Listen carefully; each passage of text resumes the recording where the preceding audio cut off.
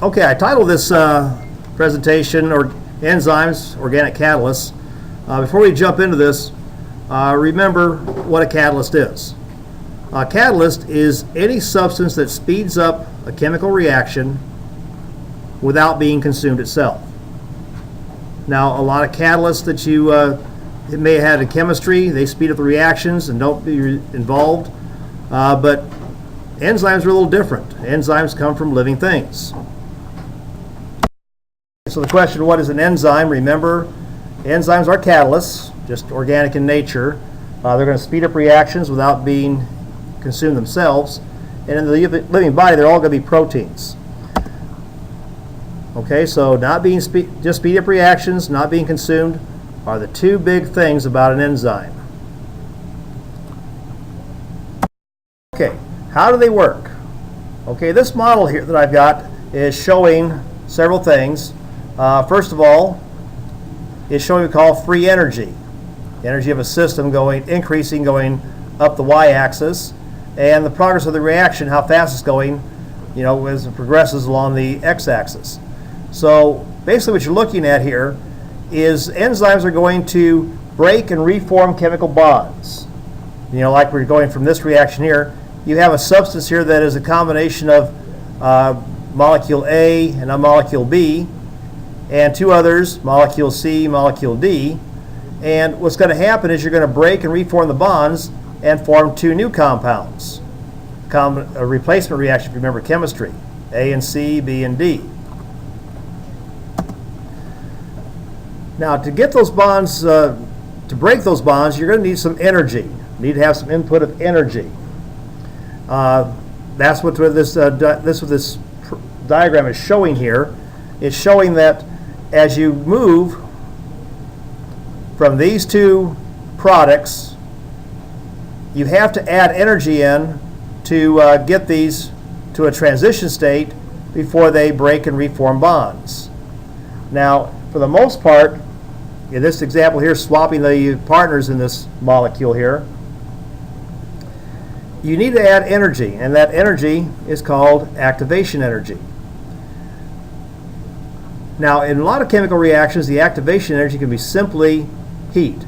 If you remember looking at some old movies here where they have the mad scientist working in his lab, and he's got all the beakers boiling and everything. Well, heat is a common way in chemistry labs to add energy to speed up a chemical reaction. By adding kinetic energy to the molecules, they move around faster. There's more likely you're going to have some collisions, and they're going to make those changes. But in living systems, we can't necessarily add all that heat.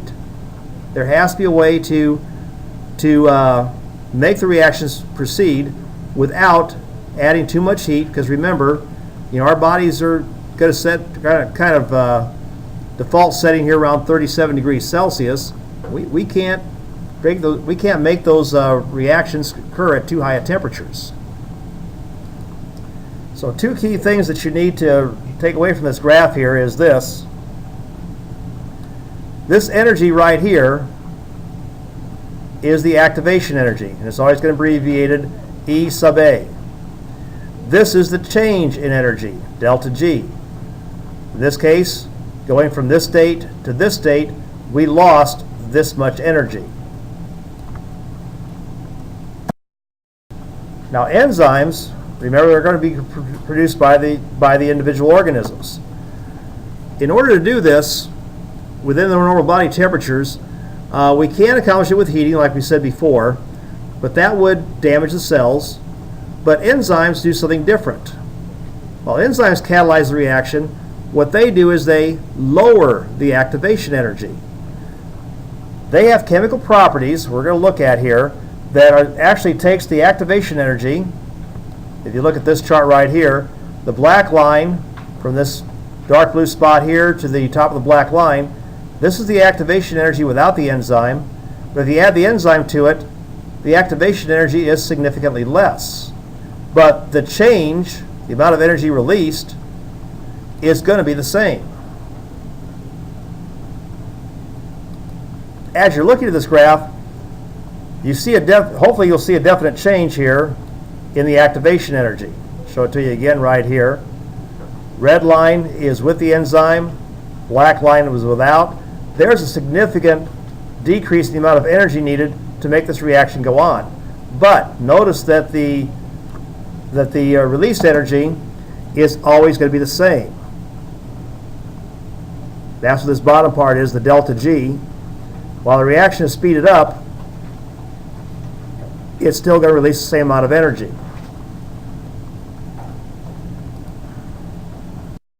Gist of it, here's how the enzymes work. Remember, enzymes are proteins. They have a specific shape. Now, the thing that they work on is called a substrate. In my picture here, the blue part right here is a protein. This is a long chain of amino acids all hooked together in a specific shape. Now, on that specific shape, there's going to be one particular part, in this case right here, that is going to be exactly the same shape as the substrate. This is called the active site. And when the enzyme and substrate come together, they match perfectly. Now, usually, from what we can tell from our studies, it's usually a little pocket or a groove on that protein molecule. And it's going to be, the substrate will be attracted there by some of the amino acids that make up that enzyme. What you're looking at right here is a substrate here. That little red thing there is glucose. And that blue part is a model of the enzyme hexokinase, one of the enzymes in cell respiration that bind to glucose and initially split it. So if we could really see this up close, we would see the glucose molecule at this point being pulled apart into two 3-carbon molecules. Now, two theories, explain two different parts about enzymes, so you can't take these theories separate. One model to explain the specificity of enzymes, because enzymes are very specific.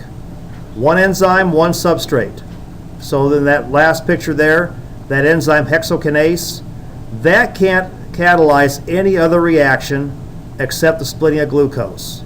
And there's lots of other reactions going on in our body, but hexokinase can only take care of glucose.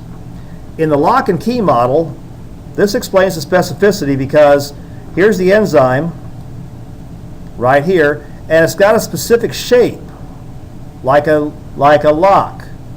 The substrate has a corresponding shape, like the key. When the lock and key unite, you can unlock the door, or in this case, unlock the two component parts, splitting the enzyme in half. But it could also go the other way too. Some enzymes will work by having the active site like this, and you got two substrates that when they bind to it, they actually join the two molecules together.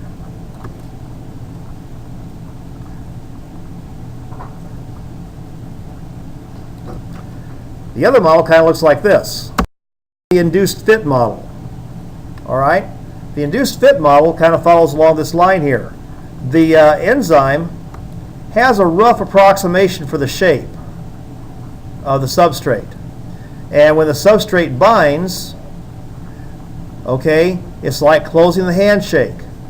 And the enzyme wraps itself around there, conforms to the shape of the two substrates, and